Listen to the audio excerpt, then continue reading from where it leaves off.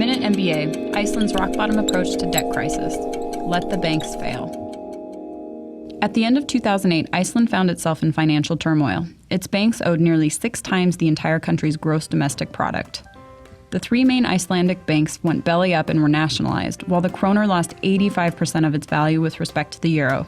At the end of the year, Iceland declared bankruptcy. Comparatively, U.S. debt in 2008 accounted for less than 2 times GDP, and we thought we had it bad.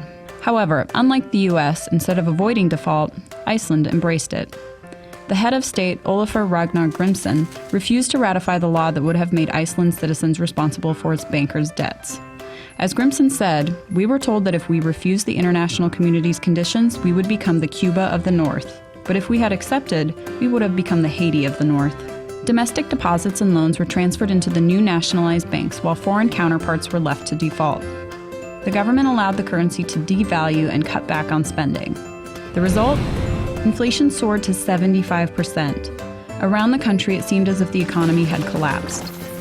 But in 2010, it recorded growth for the first time in 2 years.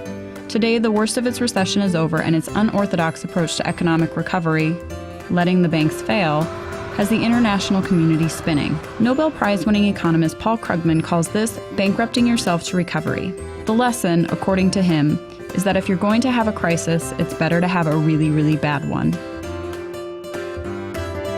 To learn more about international business, check out onlinemba.com.